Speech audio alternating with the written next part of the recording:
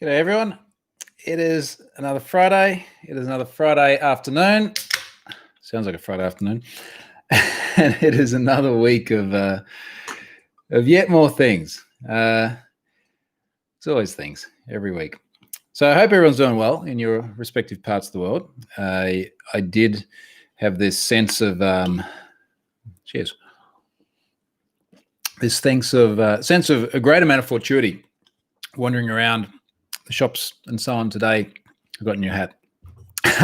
Wandering around the shops and being able to get around life as normal. And I know it's far from that in many other parts of the world at the moment. So I hope everyone's sort of making the most of their own lot in life wherever they are. I notice my good mate Scott Helm seems to be making the most of his lot in life in the UK by buying an off-road buggy, which I think is an excellent choice to just go and be an irresponsible man-child for a little while. And not jealous at all. Beer of the day, because I always get asked, is 7 Mile, which is from Ballina, which is not too far that way. Ballina is probably about an hour that way. I don't think I'm allowed to go there at the moment because it's in a different state. And also they've got daylight saving and it's just messes stuff up. West Coast IPA. It is actually really, really good. So it is a good way to start the day. End the day. Where are we? It's been a very long day. I'll come back to that in a moment. Let's look at the comments here. Good morning from Stavanger. So funny story. I was literally just talking about Stavanger about an hour ago with my partner, Charlotte. So we had New Year's Eve in Stavanger last year with our good mate, Niall Merrigan. Some of you know Niall. Irish guy living in Norway, thinks he can speak Norwegian, apparently sounds very strange, which I imagine an Irish person trying to speak Norwegian would. But yeah, we had New Year's Eve in Stavanger, and it was the sort of weather that you would expect on the west coast of Norway. And for those of you who have not been there, that basically just means rain, certainly at that time of year. And we're just planning where we're going to be for New Year's Eve this year. And we know it's going to be hot, and we're basically just deciding on like how hot it's going to be. And we're saying, well, that is a very, very different environment to last time. Christian, which is your favorite Norwegian beer? I can picture the can in my head. It's got like a nice colorful gradient. It is an IPA. I'm sure if I check on Untapped, it's in there. I tell you what, when I remember, I'll let you know. I'm pretty sure I'm not going to be able to get it here. But I did spend it. Norway's a kind of funny place, actually, in terms of things like beer, because it's like you can't, and Christian will tell me if I'm wrong here, but you can't buy beer from like a supermarket on a weekend, or you can't buy it after like 4 o'clock and they put like the shades down on the beer fridge so you can't get it. And then they've got this, Christian will tell me the right word, Vinomopoulos or something like that, which is like a government-funded bottle shop, as we'd call it here, where they've got a whole bunch of different beers and drinks and things like that, but then there's a really, really high tax on it in Norway. Now, that didn't stop me drinking beer in Norway, don't get me wrong, but it is a premium luxury pursuit when you're in that part of the world. All right, I'm sure we'll talk much more about beer, if not today, then many other times yet to come as well. A little bit of normal housekeeping stuff first. Sponsorship this week is Varonis. Varonis was last week too, I think. Varonis has been there for many weeks before. They're still talking about Security FWD, a brand new YouTube show from Varonis. Episode 1 on how far Wi-Fi can travel is up there. And as I've said many times before, Varonis is one of these organizations I have spent a lot of time with in the past, in person, physically. And now we just spend time together online. But a great organization, and I really appreciate their ongoing support. So good on Varonis. And just whilst I'm talking about support and organizations and people I'm spending time with, I am doing a keynote at the Arcos Lab Bankrupting Fraud Virtual Summit on the 10th of November. I'm going to put a link to that in my notes later on. There is a registration page. It's a public talk. You can go along and see that. And I quite like the way they have positioned this in terms of bankrupting fraud. Like, how do we make fraud no longer feasible? So I'm going to have to think of many insightful things to say before we get to the 10th of November, but I've got a little while before I have to think about that. Now, just noticing a comment here as well. This is going to be one of the next things I talked about. There's a comment here, good morning from Johannesburg. So the Johannesburg in South Africa has been on my mind. In fact, part of the reason I'm a little bit tired today is I did do a keynote last night, very, very late at my time. Now, I'm going to tell you exactly what the name of it was so that I don't mess it up. Because to be honest, when I do these events, and don't get me wrong, like I have a lot of fun at these events, but very often it's like, it is like one thing after another. I follow my calendar and I make sure that I'm ready, and then I go and do the talk. And particularly when it's remote, if it's the Cloudflare one I did recently or the Arcos Labs one coming up shortly, I'm still going to be sitting in this environment looking at the camera. It's going to be pretty much the same levels of engagement. But the one last night was actually super, super cool. So this is a South African company called Intellect. So Intellect had their Dev Day 2020, which is an internal conference, but lots of people tweeting out externally as well when I did the talk, so I assume it's okay to talk about it. But just a super, super cool company in terms of the way they're obviously engaging with people. I saw a little bit of their internal cultural material, and I think I'm okay saying this, but I said I'm going to take this and show my 11-year-old son, because this is the kind of place I would love you to go and work one day, because it was just such a cool setup. And I think they did a really good job in very difficult times of actually having sort of an online community involvement where everyone had a bit of fun. And it wasn't just like, welcome to another WebEx. That was, yeah, I enjoyed talking there anyway. So I did that. And another one I think I can talk about, because people did tweet it out. I did do a workshop during the week, which I'm doing a lot of remote workshops at the moment, which I was doing well before COVID as well. So I got a little bit of lead time to be able to prepare what a remote workshop looks like. In fact, I wrote about running remote workshops years ago now. And when I do these workshops remotely, they're the same thing that I do in person, except I'm here. And I take a 2-day workshop and I break it into 4 half days. And I do the half day thing in part because it makes it a lot easier for time zones. So this one was a whole bunch of people in Europe. I'm just not sure whether they tweeted where they're from, but let's just say Europe. So that was like 6:30 to 9:30/10 p.m. for me each night. And then I've got some more to do week after next, which will be in the US. And then it will be like 4:30 in the morning, my side, till, well, what does that make it? 10 a.m. or something like that.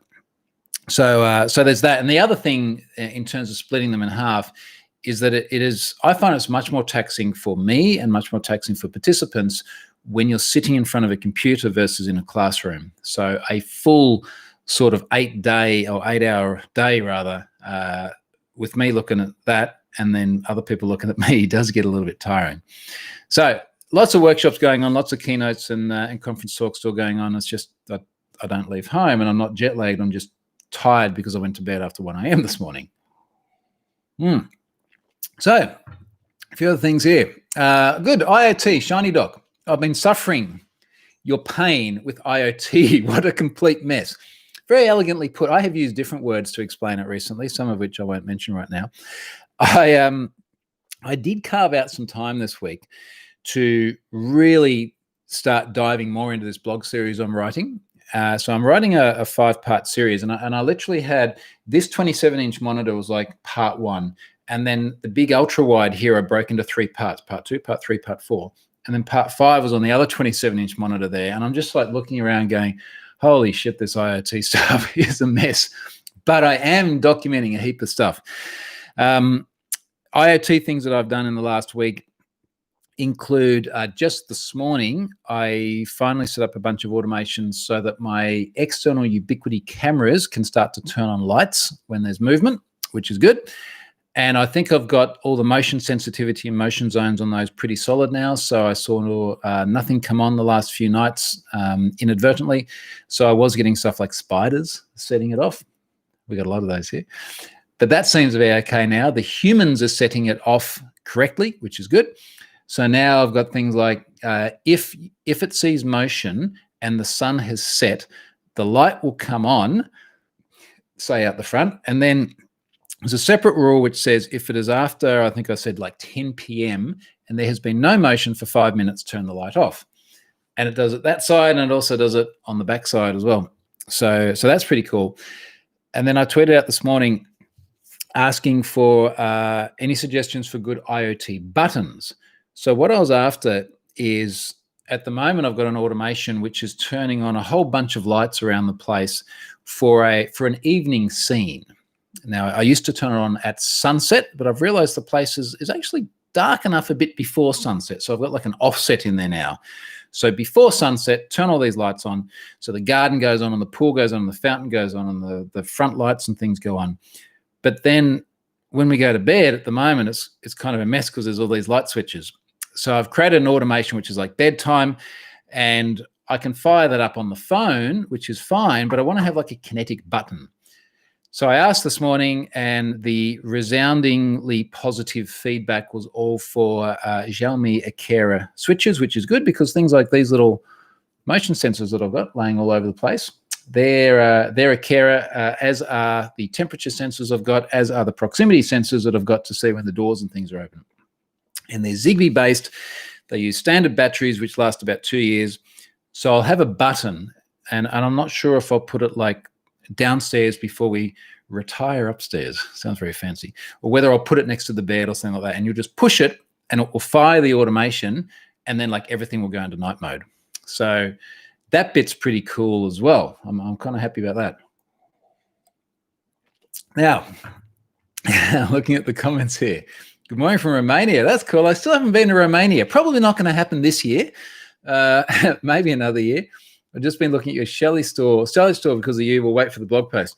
So I did spend a bunch of time on the Shelleys today as well, trying to work out. I'm in some sort of an odd edge case at the moment where some lights you can't turn off with the physical switch that have got Shelleys behind them.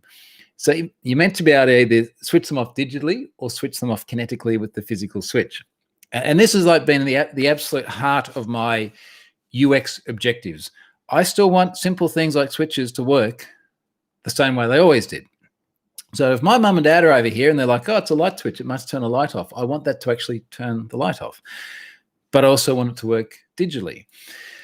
One of the things I'm struggling with at the moment is that when someone not familiar with the IoT nature of the house comes in, so say it's the cleaners, I get a cleaner in once a week to clean, and they like vacuum and do other stuff that I'm not very good at, and they turn off the light switches in the kids' rooms, and the kids' light switches are connected to, they've got 4 downlights on the ceiling, which are all IoT, and normally I trigger them on and off digitally based on things like motion and time of day.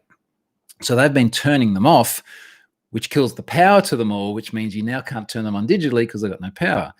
So I've got a Shelley behind my daughter's light switch. And I think what I'm going to do is that if they turn off that switch, I might put a label on it saying, don't turn off the bloody switch. But if they do turn off, because it's got a Shelley on there now and I can see when the Shelley has the power killed, then I can get the Amazon Echo to talk to them and ask them very politely to stop turning off the switch that says, do not turn off the switch. What a mess I've got myself into. It's all good fun, though. Looking at the other comments here, Craig, hoping to migrate from Home Bridge to Home Assistant as Harmony Hub integration is flaky for me. So I had someone else suggesting Home Bridge to me during the week as well. And look, I have seen mention of Home Bridge, but I kind of went to and someone sort of said, why did you choose Home Assistant over Home Bridge? And I basically said, because no one's talking about Home Bridge, not by comparison.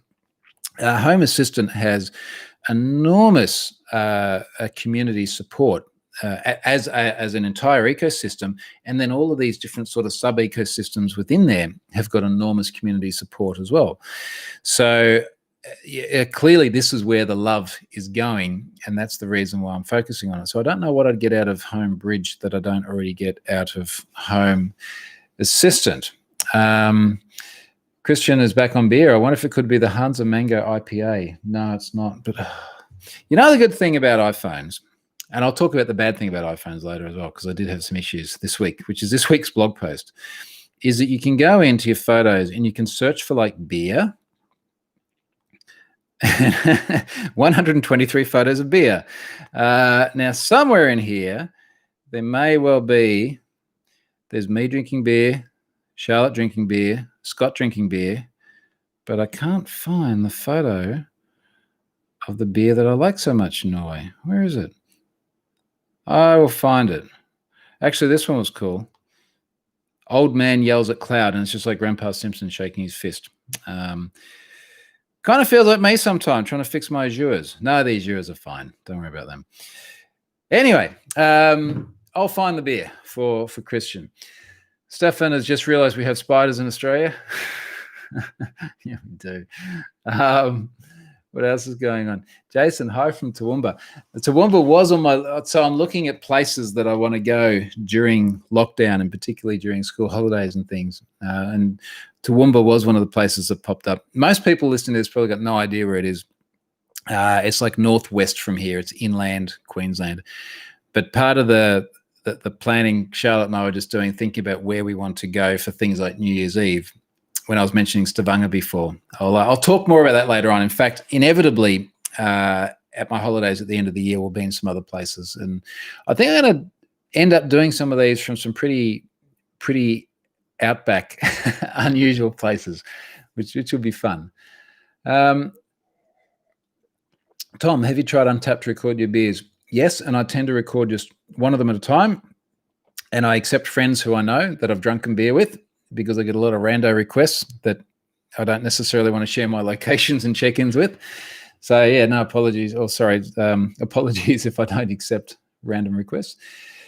Paul, if you can figure out how to force the Ubiquiti topology map to refresh, correct, I'd like to know. Mine is wrong since I put in a new PoE switch. Every time I load it, it seems to update because inevitably, I've got a lot of devices. I think I figured out I've got about 90-something IP addresses in the house now, between clients and access points and switches and things. And they do tend to roam around. Certainly the wireless clients roam around. So my topology updates, not necessarily in real time. I think, do I have to reload it or does it update while I'm looking at it? Let's answer that question right now. If I open that up, and in fact, the blog post I'm going to talk about today, I do have screen cap of my network topology. And for those not familiar with Ubiquiti, the network topology is basically everything that is in your network and what is connected to what. So this will load up in a moment, but my iPhone is inevitably talking wirelessly to an access point somewhere. Now, it might be the access point that's sitting about 2 meters over there. That would be the logical thing, but it might also be the one that's immediately under me, because Wi-Fi and radio waves and things like this can be a little bit unpredictable. So I'm looking at my network topology map, and here's what's actually kind of cool. So my iPhone, I can see on the topology map, has got a dashed line, which means Wi-Fi, through to the access point, which is called Troy's office. That then has a solid line, so it's a physical connection through to the Unify Switch 8 PoE 150 watt, which then has a solid line through to the Unify Switch 24 PoE, which is down in the network cabinet, which is inside the wine cupboard, which is inside the garage, which then has a solid line through to the Unified Dream Machine Pro, and that's where the map ends, because then it goes WAN out into the modem. So it's pretty cool to see all that in the topology, and I'm just going to leave it here, but I'm pretty sure that this does update in real time, at least for me. If you're having problems, one of the things I've found is that the Ubiquiti forums are really active, really well supported, and there's a lot of good folks on there. So you could always ask there. Other questions in here. Where else are we all? I can see mine refresh wireless clients, but not wired ones so much, even if I restart them. I do find there's some flakiness here, and I have fed this back to Ubiquiti. I do have people in Ubiquiti that I speak to quite a bit. Very generous people who send me Ubiquiti bits. And one of the pieces of feedback I've given to them is sometimes I see things like my Apple Watch hardwired, as in a physical connection, RJ45 Ethernet cable sort of thing, into my Dream Machine Pro. And I was like, mate, I don't have a plug on this. Like, this is not wired in. But sometimes it does get a little bit flaky there. I haven't seen it happen for a while, actually.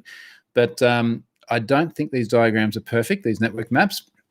The other piece of feedback I've given is that I would love to see a way of exporting the topology map, because mine, first of all, is epic. And second of all, I can't actually export it without scrolling the entire screen. And even using screen capture stuff like Snagit, which can normally scroll, this doesn't seem to want to actually scroll and capture, which is a bit of a shame, because this network map is super, super cool. So that's that bit. What else we got on the list here before I move on to some other things? Good morning from Brussels. Ah, Brussels. Speaking of beer, I had a lot of nice trips to Brussels in the past. Let me go on to some other things though. Chrome and the Omnibox. Oh boy, people lost their minds over this, and I knew that they were going to get upset, which is why I was rubbing my hands so much when I tweeted it. What are they? Is it? What's that? There's a word for it when you take just a little bit of pleasure out of watching people lose their minds, and I knew it was going to happen. And so here's the context, and there's some good rationale behind this as well. So Chrome is often trying new approaches to visual indicators. So Chrome was very much the first browser to be very overt around things like insecure connections, around mixed content, around things like you have an input box on the page and this page is served insecurely, therefore we're going to say not secure. So they've been pretty much at the forefront of that. Mozilla's been very close behind. But very often it's Chrome. And of course, Chrome has the lion's share of the browser audience as well. So everyone does pay attention to what they do. And one of the things that the folks at Google have been focusing on a lot is how do you provide meaningful visual indicators to people that allow them to make sensible decisions? So a good example of this is they killed off extended validation before anyone else. Now, to be clear, extended validation certificates still work. They killed off the visual indicator because people didn't understand what it meant. It provided no value. I've got multiple blog posts around how stupid EV was in the first place. But Chrome was inevitably the first browser to kill that off, and then everyone just followed. So what they've done now, and they're not the first to do this, this is what's kind of interesting, is in Chrome 86, I'll give you a good example. I'm looking at my unified topology map at the moment, and the domain name is unified.ui.com. And then it's like /device. And then there's a massive freaking GUID, /network, /site, /default, /maps, /topologies, basically all this crap off the end of it. So what Google is experimenting with a sample audience in Chrome 86 is hiding everything after the domain. Now, Google's been tweaking what is up there in the Omnibox, as they call it. It's not an address bar because it does other things as well.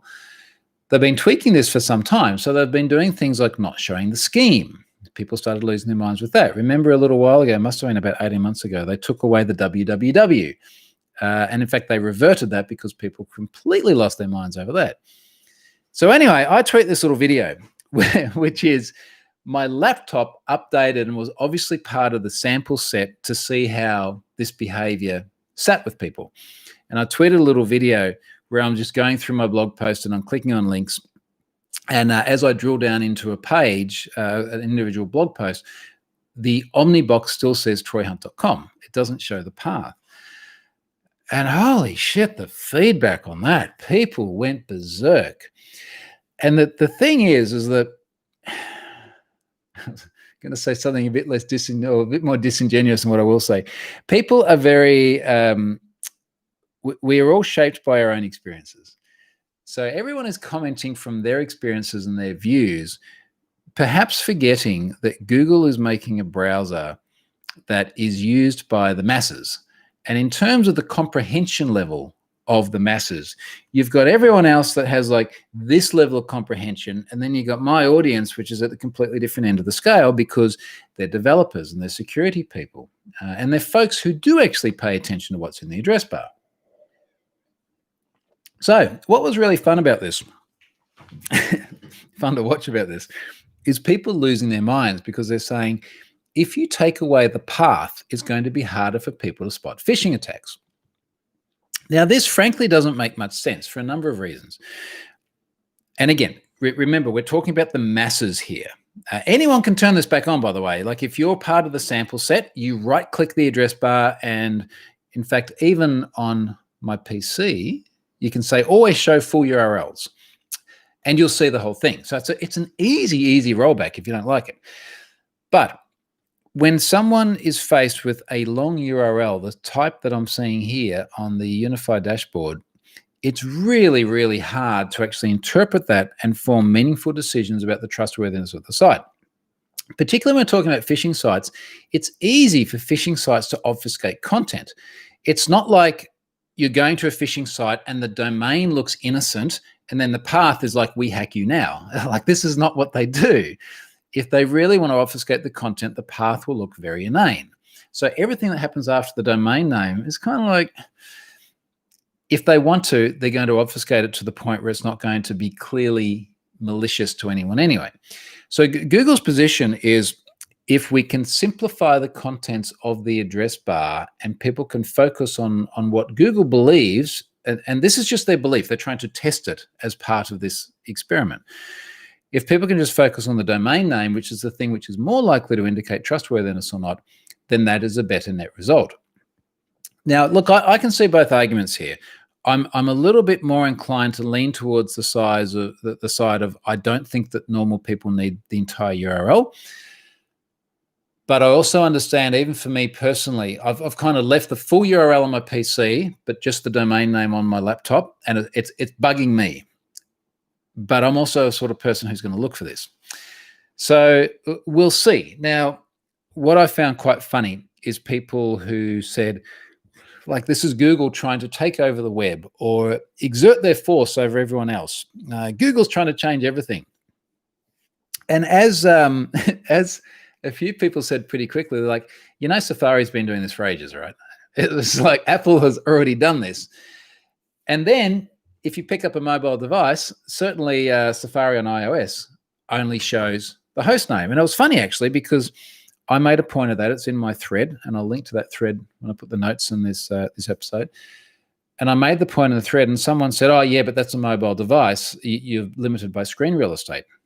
And it's kind of like, well, so we're acknowledging that a lot of the time people don't see the entire path anyway. We know that a huge portion of of browsing full stop is on mobile devices. So if people aren't used to seeing it anyway, well, what's the point? Anyway, we'll see. This is the joy of this A/B testing, and I hope that Google provides a lot of information about what they find.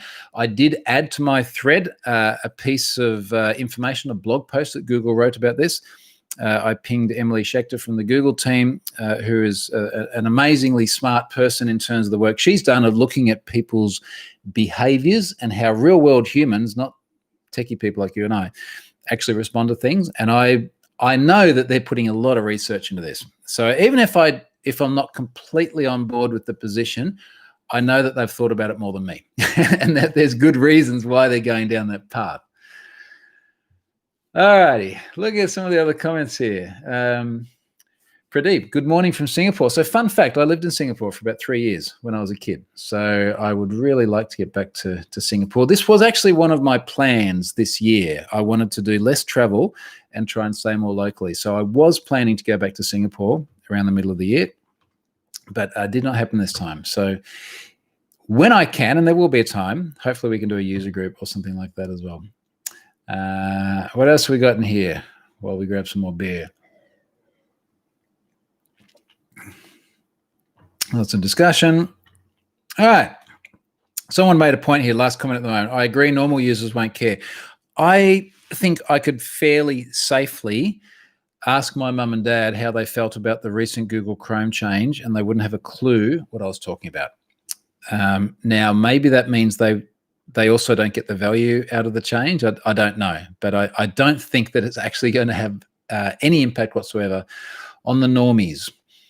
Burton, what do you think of the new iPhone? I think I'm waiting, what's the time now? 6 p.m. At 11 p.m., which is going to be after my bedtime, I can buy it. So I want the 5G. Look at iPhones, business deductions, they're tools that help me do the job. The faster they go, the better. I lament a little bit, and I think many people have lamented for many years now, that we see new phone releases, and for the last, since probably like, when was the last time we had a new iPhone release and we went, wow, this is like revolutionary? iPhone 4? That was pretty revolutionary. Maybe when we went to Face ID, when was that? iPhone 8-ish.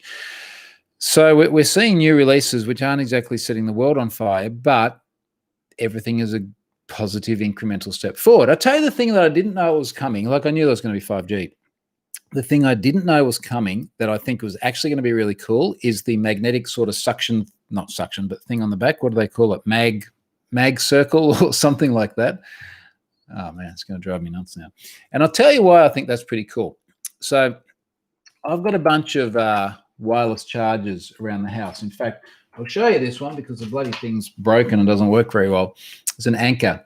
Now, see, this one's fine because the joy of this one is that you can't stuff it up. And what I mean by that is that the phone always sits there and it charges.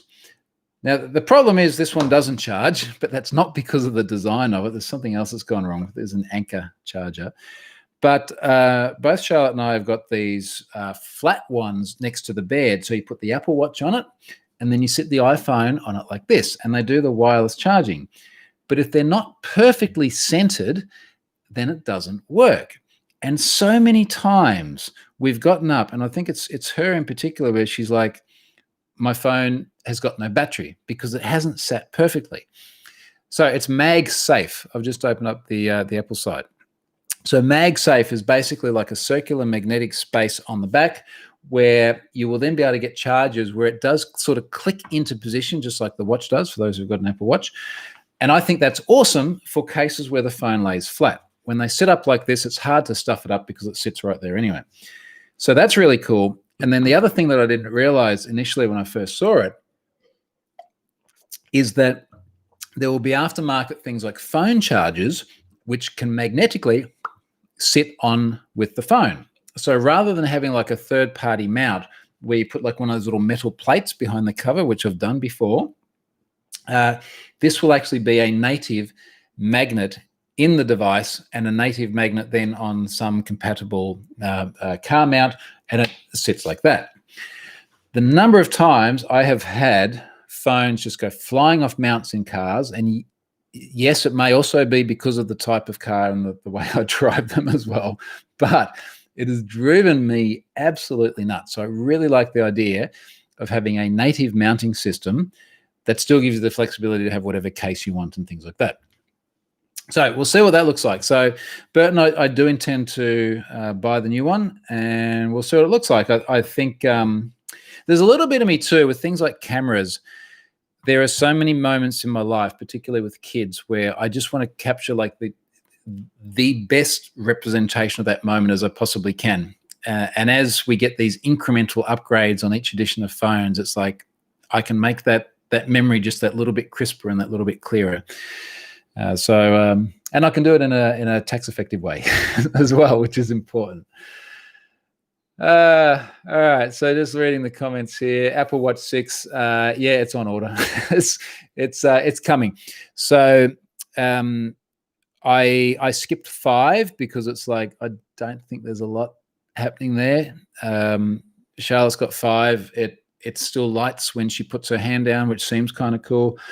But this is something that I use massively extensively, and partly because I've been closing my exercise rings for about 200 days in a row now, closing all the rings for about 200 days in a row now, so that my exercise and fitness is a really big part of it. I think the O2 sensor will be super cool.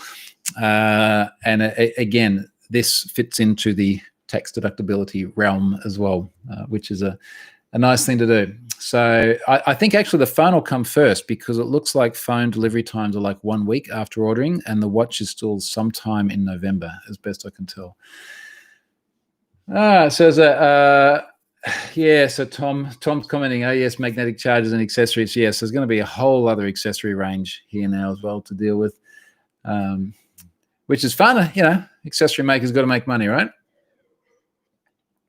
Tom says Leadfoot. Next comment. Would be interested in what devices, is Shiny Dog, would be interested in what devices you use as your Zigbee hub. So the Zigbee hub I'm using, incidentally, Shiny Dog, the B in Zigbee is meant to be small now. And the other reason I know that is because I am a stickler for detail and things like that. And when I was writing this blog series, I keep seeing like little b, big B. Which one is it? So apparently they transitioned from a big B to a little b a little while ago, just like Cloudflare transitioned from a big F to a little f. But in answer to your question, I'm using a Conbee 2 Zigbee sniffer. So that's in the blog series I'm writing too. That works really nicely with all the FOSCON and DCONS stuff as well. And again, that will be in the blog post, which I must get finished. Stefan, I saw a charging mat a while ago. I think it was Xiaomi. that would align the charging coils to perfectly be under the device to be charged with small motors. I think crazy. Well, that's pretty cool. I like the magnet idea. I still think that's a really clever idea. And right about here, someone tells me Android's been doing that for ages. And I don't know how an operating system aligns magnets, but I'm sure someone will tell me that it's been doing it for ages anyway. All right. So actually, let me rant about something else. Now that we're talking about phones in cars. So I just noticed Nick007 agreed my phone flew off my windscreen mount and hit me on the freeway. Wasn't fun. No, that doesn't sound like very much fun.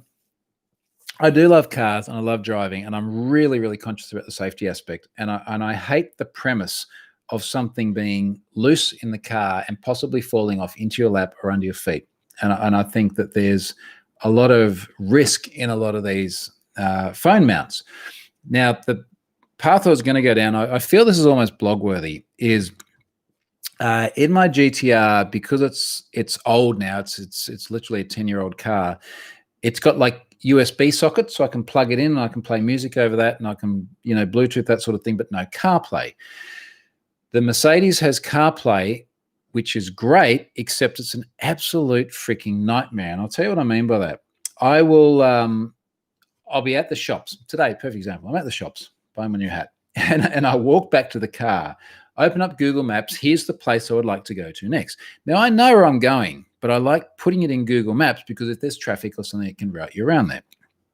Do all that, get in the car, and a lot of the time, it doesn't connect properly. So I'm literally like USBing straight into the bottom of this because Mercedes has to physically connect. The BMWs can CarPlay wirelessly. So I've plugged it in. A lot of the time, it doesn't connect. So then you're sitting there somewhere in the traffic trying to replug in your phone, which other than being dangerous is also, if someone else was to do it who wasn't me, that would be illegal because you're not allowed to touch the phone. So there's that. And then I'll put in the map, and then the map will come up like on the display in the car, which is great, but it will just be frozen. You'll be stuck there. And you're driving along going, la, la, la, la, everything's fine. I don't have to turn or anything. But the map's actually frozen, and you're just driven right past your turn. And the only way to fix it is you got to pick the phone up. Your passenger has to pick the phone up and unlock it. So you got to give them the PIN, or you've got to look over at the phone while you Face ID your way into it. And then when you unlock it and you're on Google Maps, then it all lines up again. And I just constantly find it is flaky to the point where I honestly think it's more dangerous using CarPlay that is unreliable than having the phone like on a holder somewhere there and being able to touch it. Now, depending on where you are in the world, you may or may not be able to touch the phone and use the GPS and the media player. If it is mounted somewhere physically, you may or may not be able to even pick it up in your hand. Either way, I don't like the idea of technology which is not working the way you expect whilst you're driving like a 2-ton freaking missile down the freeway. Glad I got that off my chest. All right. Other questions that are here. What else have we got here? Do your IoT devices have internet access, or have you blocked it? Yes. Depends what it is. So here's the paradox. I don't want other people opening my door or turning on my lights or accessing my cameras or doing anything like that. There are certain things that I do want to be able to do remotely, though, and they include at least 2 of the previous things I just mentioned. So one of them is I do want to be able to open my garage door remotely. And for new listeners, I have 2 garage doors. I have one which actually goes into an internal space where I have bikes and wakeboards and things like that, and that is not connected. And then there's like an external carport door, which you could just kind of jump the fence and get to anyway, and that one is connected. And I want to be able to open that remotely because I want delivery people to be able to drop things in there. I've got a camera that looks at it, a Ubiquiti camera. I want to be able to access that remotely, so when I'm not at home, I can see if there's been any events, or I can see if something has been left there and if I should shut the door. So that's great. Now, there's those scenarios where I do want to be able to do things remotely, but then something like the lights, I cannot think at the moment of a sufficiently good use case where I'd want the lights externally exposed. So the Shelleys, which control my lights, I've disabled the cloud component. So you can control them via Shelly Cloud. I've turned that off. Obviously, the Ubiquiti stuff, externally accessible. The garage door, which is ultimately a Shelly controlled by Home Assistant, that Home Assistant component is externally accessible via Nabu Casa. And this, again, will be in the big blog series. And that also integrates with HomeKit on my watch so that I can physically just push the button on the watch. So I find that I'm continually trying to juggle this balance of I want to be able to do some things remotely, but I don't want to take the risk of other people doing them remotely. Like, what is the right middle ground? So what I'm doing is just turning off things that have remote capabilities natively in the device and deferring back to doing it via Home Assistant, but that still does create a risk. And then the question is, how do you mitigate the risk? So a good example is I point the cameras at places which are publicly observable only.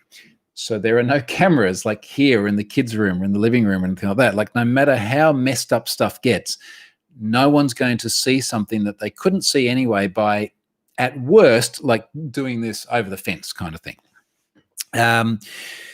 Ubiquiti also has privacy zones, so you can edit the camera view and put black boxes over certain areas. So one of the cameras has a view that partly sort of covers a window in the master bedroom. I just put a big black box over it, and that's literally recorded onto the video. So if anyone pulls the video later on and I've gotten up insufficiently attired and opened the curtain, like, that's just going to be all, blacked out. So I think it's a calculated risk. How's that for an answer? Other questions here. So Stefan's got a 2020 BMW 5 Series wireless CarPlay. Absolutely stunning, especially with touchscreen. So this is one of the other problems. In my E63S, I don't have touchscreen. And even though I've had the car 2 years, the other day I was literally like, I wonder if I can move the thing, because in my mind, I'm so used to just touching things on the screen. So the newer generation Mercedes do have touchscreens. I'm just, a little bit too early on that one. Quarterfed. CarPlay is great when it works. It's just everything you're saying. It's driving me mad. Same issues with Waze. I did turn on the Batmobile feature of Waze the other day, so that was my big achievement. I was very happy with that. The kids are going to love that when they see that, which is good. Tom, BT CarPlay is magic. Work has Hyundai Konas with BT CarPlay, so good. And I mean, this is the joy of it. I remember when CarPlay first launched, and the adoption was really, really low, and it was like, Ferrari has adopted it. It's like, well, that's going to make a big difference to humanity, isn't it? But ultimately, it's cheap chipsets and software that does filter through into everything. So I think it's super cool that and Google's equivalent as well are now becoming standard. And it's particularly cool that you can bring your device to your car, and the car, which is something that, let's say in the case of my GTR, I've had for 10 years now, is going to outlast, many, many different versions of the phone, but the capability comes from the phone itself. It's a little bit like, I don't like the idea of smart TVs. I do like the idea of an Apple TV, because I can keep the big, expensive, flat screen, and then I can just flick out the little smart device that plugs into it over HDMI. Someone says here, get your Mercedes deal at a factory reset your head unit. Okay, maybe that's an idea. I might ask for that next time in there. All right, let me talk about the next thing on my list here, which was the blog post of the week, which was not planned in any way. So occasionally I have a blog post where I really haven't thought about doing anything, and then something just scratches that itch, or creates that itch that I have to scratch with a blog post. So this was customized Ubiquiti clients and randomized MAC addresses on Apple devices. And just before, we're talking about Ubiquiti network maps. And if you go to my blog and you look at the most recent blog post, the first image in there is a Ubiquiti network topology map. And it looks really cool because it's got all the right icons. It's like my Raspberry Pis have Raspberry Pi icons, and my Shelly IoT things have Shelly icons. And they all join up right, and then they got the right names. And it's lovely. I love looking at it and seeing what has connected where and how the whole network works. And to my dismay, I noticed very recently that a number of my Apple devices and Charlotte's Apple devices were no longer showing the right icon and no longer showing the right name.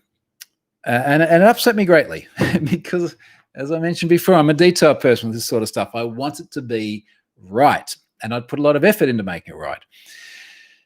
And on a hunch, I took a screen cap of a whole bunch of Apple devices, their device name, their IP address, and their MAC address as well. Because what I'd been doing is I'd been going into my Ubiquiti setup, clicking on a device, naming it, giving it an icon, Bob's your uncle, everyone's happy. And I was sort of thinking, okay, well, how does Ubiquiti identify the device? Well, it's probably going to be MAC address because that's the unique identifier of the device.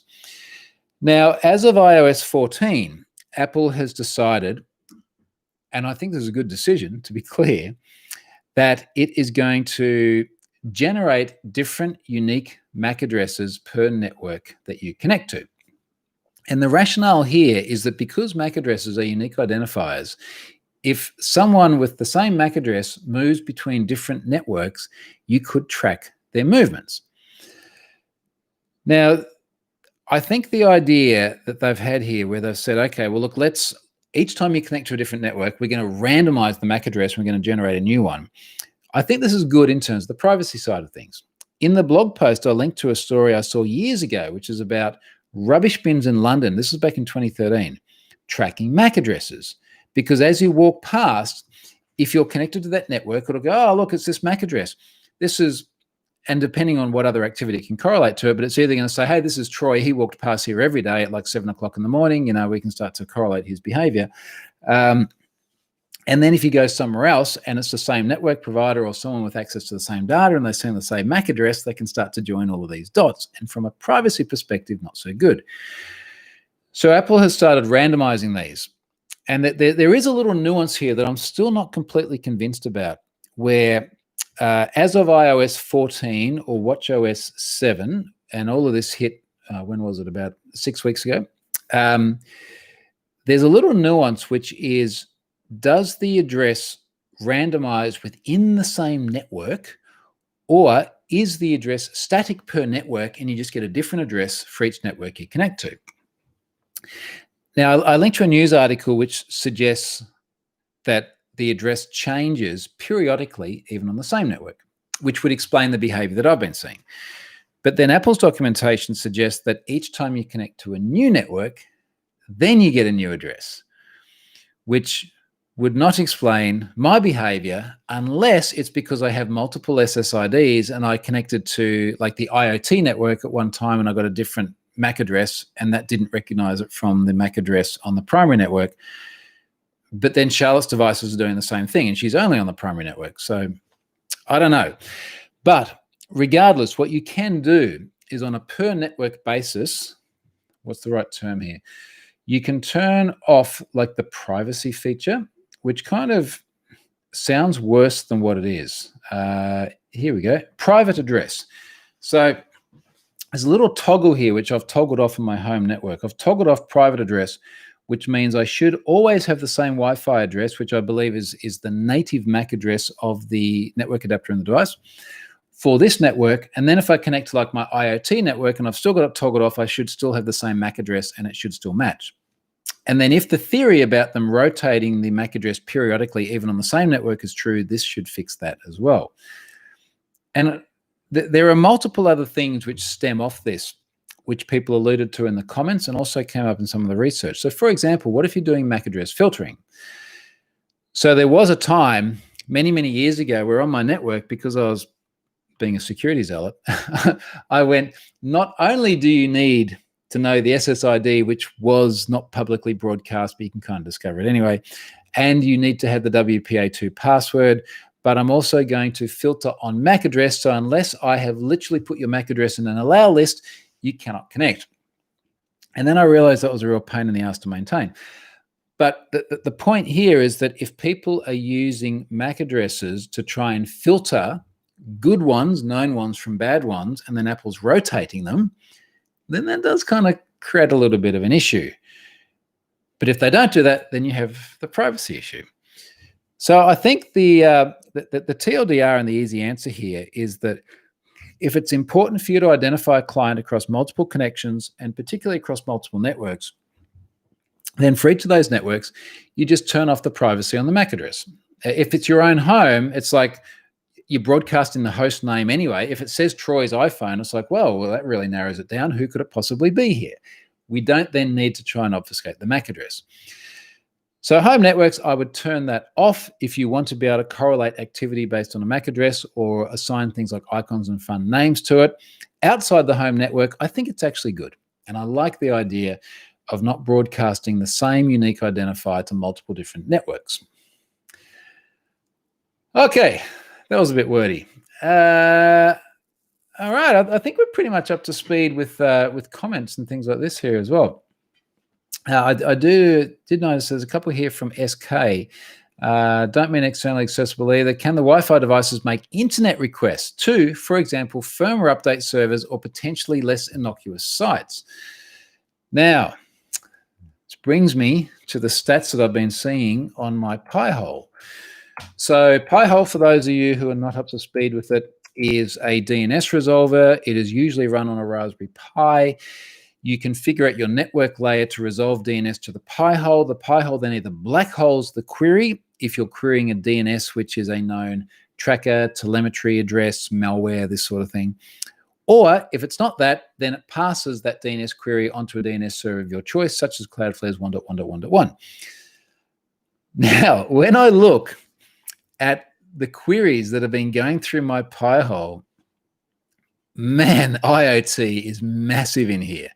The number one requested domain by a significant margin is api.shelly.cloud, which confounds me because I have turned off the remote administration facility or cloud accessible piece.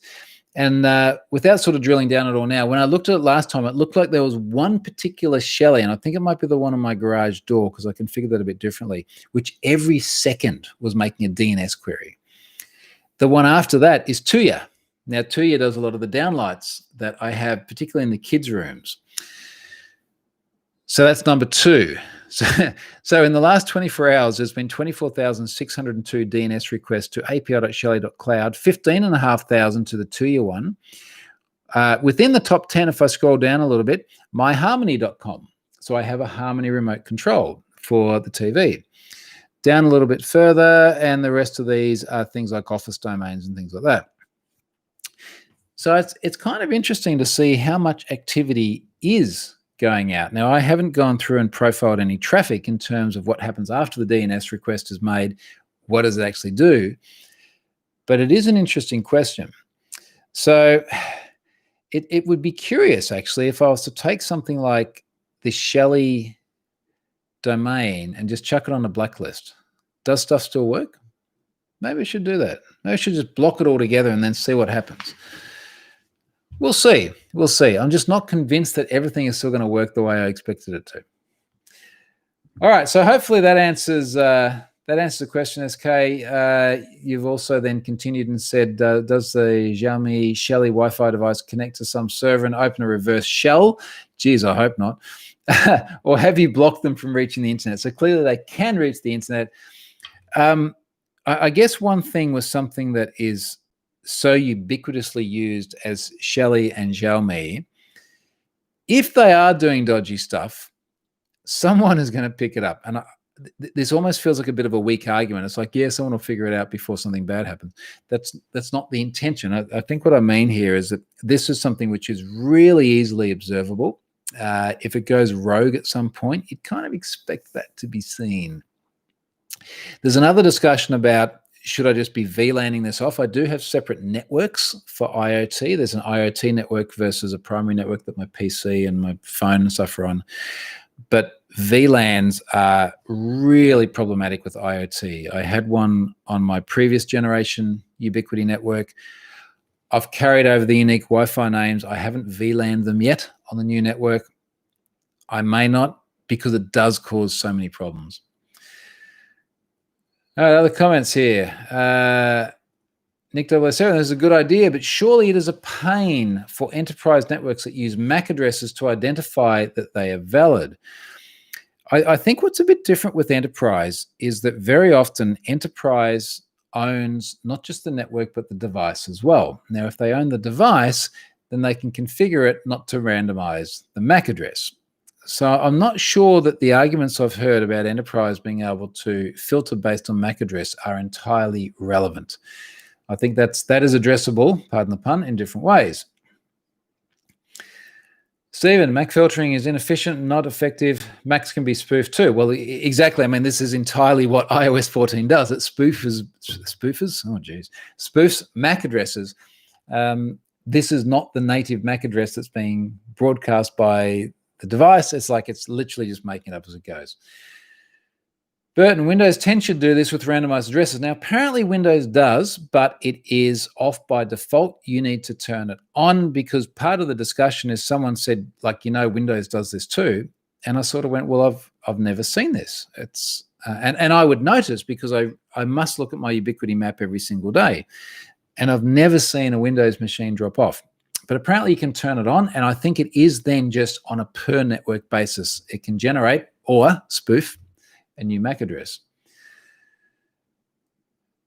Okay, Marcus, you got me interested in Shelly's, and now I'm researching. Which ones are you finding the best? So I'm using Shelly 1s at the moment. I don't need any dimming capability. I don't need any power monitoring capability. I just want a relay, which can be turned on or off. And the Shelly 1s are the cheapest for that. So I must have about a dozen in the house at the moment. If you look at that last blog post, you can count them because they're all on the network map. So they've been pretty good. And I'll write more about those when I do that blog series on IoT as well. And I think the final comment here, Marcus makes a really good point. Enterprises have MDM stuff working too. So they've got mobile device management, which is the sort of thing which allows them to control the device itself and the configuration on it, which I imagine would include things like whether or not you actually have privacy on your MAC address and randomize it. All right, folks, look, I think we're about done there. Almost at an hour, and I'm almost out of beer as well. So I think I'm done for this week. Thank you for watching. Next week, I'll come back in the morning at coffee o'clock instead of beer o'clock. And I hope everyone has an awesome rest of their Friday or rest of their weekend, depending on where you are. Thanks, everyone. See you later.